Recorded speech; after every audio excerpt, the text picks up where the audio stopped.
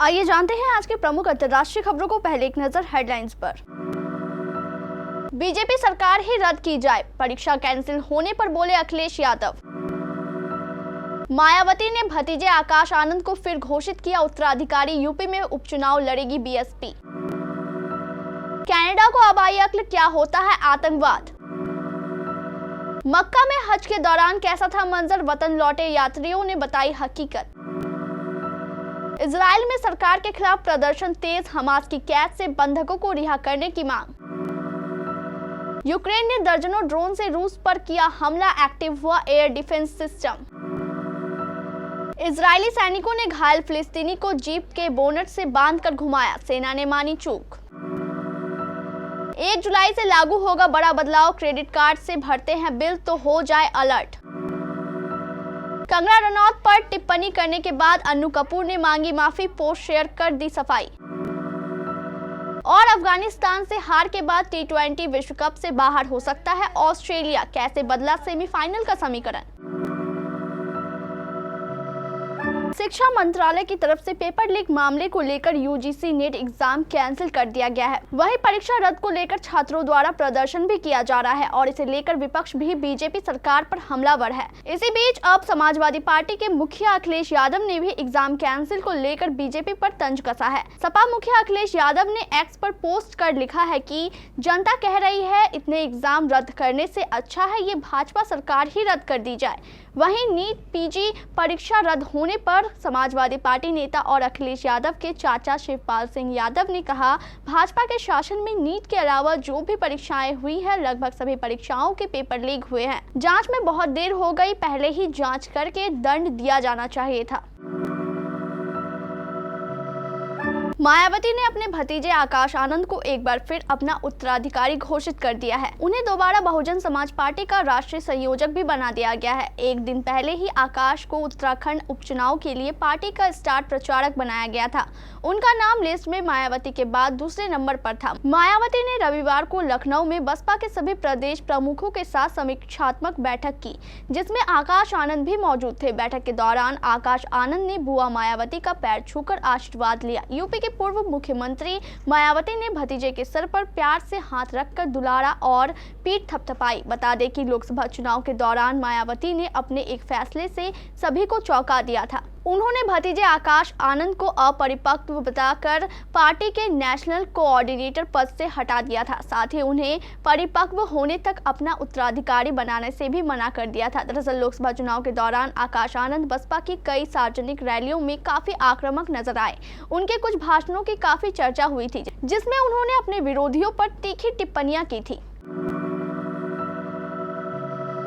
आतंकवाद क्या होता है और भारत किस तरह से खालिस्तानी आतंकवादियों का दंश झेल रहा है, यह कनाडा को भी अब समझ आने लगा है। एयर इंडिया के कनिष्ठ विमान में हुए बम धमाके को लेकर कनाडा पुलिस ने अब बयान जारी करते हुए इस आतंकी वारदात के पीड़ितों के जख्मों पर मरहम लगाने की कोशिश की। एयर इंडिया का कनिष्ठ विमान 23 जून 1995 को कनाडा के मॉन्ट्रियल से लंदन के रास्ते नई दिल्ली आ रहा था। तभी रास्ते में लंदन में लैंडिंग से पहले विमान में जोरदार धमाका हुआ। इस विमान धमाके में 329 लोगों की मौत हो गई थी।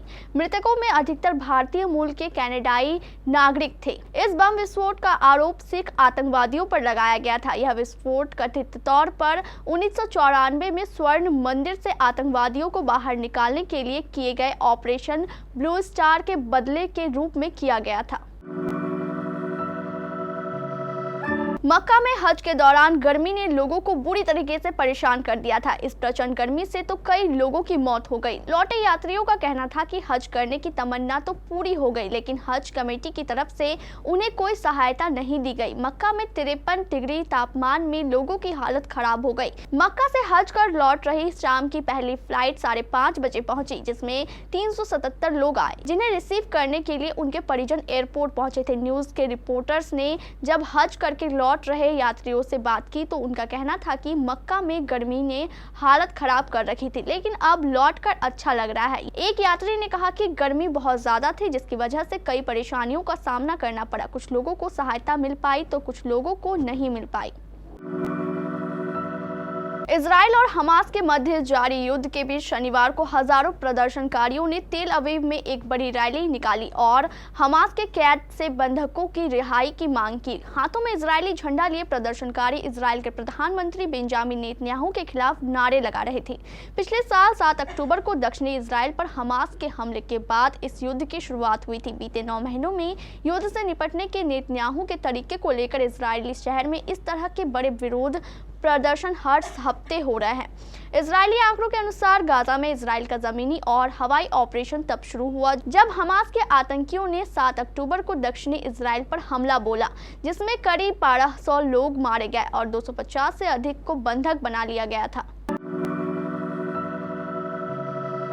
यूक्रेन ड्रोन हमलों से लगातार रूस को नुकसान पहुंचाने में जुटा है। शनिवार की रात भी यूक्रेन ने रात भर में दर्जनों ड्रोन से रूसी क्षेत्रों को निशाना बनाया। हालांकि अब तक कोई नुकसान की खबर नहीं आई है। यूक्रेन की सीमा से लगे रूस के पश्चिमी क्षेत्र ब्रायस्क में 23 ड्रोन नष्ट किया गया है। यह जानकारी स्थानीय गवर्नर अलेक्जेंडर बोगोमाज ने टेलीग्राम मैसेजिंग ऐप पर दी। रूस के पश्चिमी क्षेत्र के गवर्नर वसीली अनोखिन ने टेलीग्राम पर बताया कि रूस के एयर डिफेंस सिस्टम ने स्मोलेंस्क क्षेत्र के ऊपर ड्रोनों को नष्ट किया। प्रारंभिक जानकारी के अनुसार दोनों क्षेत्रों में किसी के हताहत होने की खबर नहीं आई है।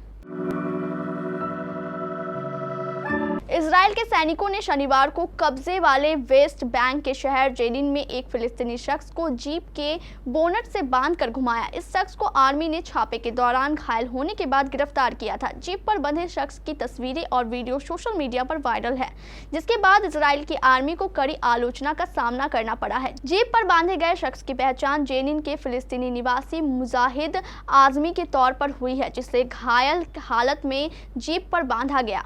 आलोचना के बाद इजरायली सेना ने माना कि उसके सैनिकों से गलती हुई है और उसके सुरक्षा बलों ने एक घायल फिलिस्तीनी को जीप पर बांधकर प्रोटोकॉल का उल्लंघन किया है। अगर आप भी क्रेडिट कार्ड का इस्तेमाल करते हैं तो फिर ये खबर आपके लिए खास है। दरअसल 7 दिन बाद यानी 1 जुलाई 2024 से क्रेडिट कार्ड पेमेंट से जुड़े बदलाव लागू होने जा रहे हैं। इसके बाद कुछ पेमेंट प्लेटफॉर्म के जरिए बिल पेमेंट में परेशानी पेश आ सकती है। इन प्लेटफॉर्म्स में क्रेड, फोन पे, बिललेक्स जैसे कुछ फिनटेक शामिल है।